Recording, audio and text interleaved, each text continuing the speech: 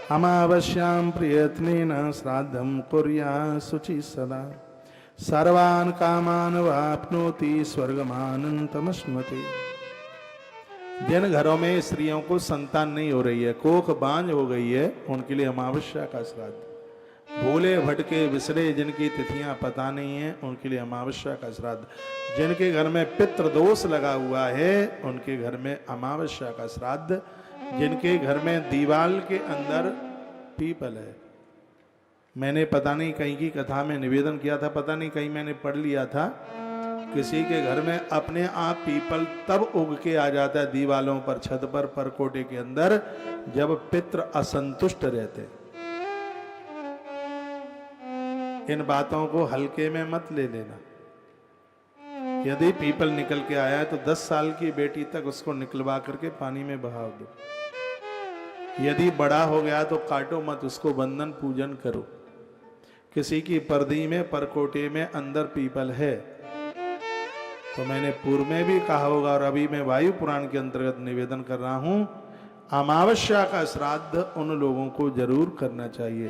ग्रंथ में लिखा है अमावस्या का श्राद्ध तो सबके लिए ही चाहिए, क्योंकि अमावस्या के श्राद्ध से पितृदोष समाप्त होता है, संतति का जन्म होता है, संतान का जन्म होता है।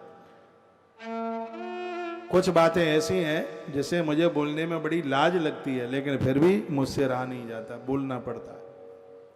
जिन्होंने नवरात्रा में स्त्री संग किया, संतान पेट में आई, पर्व की तिथियों में, और श्राद्ध के 16 दिनों में जहां स्त्री पुरुष ने संबंध बनाए, संतान को जन्म दिया, इस दोष से बचने के लिए श्राद्ध की अमावस्या बहुत विशेष है। ये अपराध कभी भी नहीं होना चाहिए कि गर्भ में बच्चों की हत्या हो। फिर भी यदि किसी के द्वारा, किसी नारी के द्वारा यह अपराध हुआ है, ये पाप नहीं, ये पाप का बाप है। इस प्रायश्चित के लिए हरवंश पुराण की कथा, नवरात्रा का व्रत और अमावस्या का श्राद्ध, यही इसके लिए बहुत विशेष है। उसमें अमावस्या का श्राद्ध है। भले ही गयारी श्राद्ध करके कोई आ गया हो, तो भी कुछ तिथियां ऐसी हैं जो घर में पंचमी, नौमी, द्वादशी, चतुर्दशी और अमावस्या, ये श्राद्ध होना ही चाहिए घर में।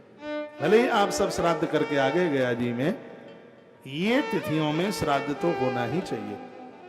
और हर श्राद्ध की महिमा आज मैंने कालचक्र मैदान श्री गया जी की धरती से, पवित्र व्यासपीठ से इस अनुष्ठान में मैंने आपको निवेदित की है। जो लोग बाद में जुड़े हैं तो आज की कथा जरूर सुन लीजिएगा। ग्रंथ मेरे सामने, इसका नाम है वायु पुराण, दर्शन कर लो। इसमें गया की यात्रा घर से शुरू करने तक और जब तक लौट नहीं जाते हैं, जन्म से लेकर जब तक प्राण नहीं निकल जाते हैं, तब तक के व्यक्ति के शुभ और अशुभ कार्यों का वर्णन किया है इसमें।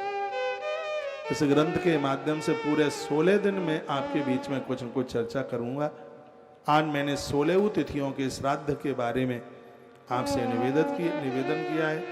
अनजान में होने वाली गर्भ हत्या बहुत बड़ा अपराध है। घर की पर्दी के बीच में निकला हुआ पीपल का पेड़, या आपके पुरखों के द्वारा अनजान में काटा गया पीपल का पेड़, पीपल काटना बिल्कुल शुभ नहीं है, ये बिल्कुल भी ठीक नहीं है। ब्राह्मण भी पीपल काटता है तो ब्रह्म राक्षस बनता है, दोष है। पीपल के नीचे मलमूत्र का विसर्जन करना, ये सब चीजें उसे पितृदोष में उड़ेल देता है। और जब कभी पितृदोष चल करके आता है तो व्यक्ति फिर बहुत परेशान होता है। उसके लिए अमावस्या के दिन विशेष रूप से पीपल की परिक्रमा होती है, बंधन होता है, 7 परिक्रमाएं होती हैं। तिल के तेल की जोत, घी के तेल की जोत, बीमारी बढ़ी है तो सरसों के तेल की जोत जलाई जाती है, और अमावस्या को श्राद्ध किया जाता है, ब्राह्मणों को जिमाया जाता है। बहुत आनंद की बात होती है। मैं तो कहूँगा 16 दिन एक एक ब्राह्मण प्रत्येक दिन आपके घर से और ये भोजन करता रहे, श्राद्ध में तो आनंद हो जाएगा। इसी के लिए तो हमने यहाँ से 5100 रुपये का यहाँ से अनाउंस कर दिया, और ये बिल्कुल सच है। 16वें दिन संकल्प उनका एक ब्राह्मण मई दक्षिणा के सहित पूरा 16 दिन यहाँ गया जी की धरती से और आपके पूर्वजों के निमित्त उन्हें भोजन कराने की यहाँ जो व्यवस्था है वो बड़ी अद्भुत है।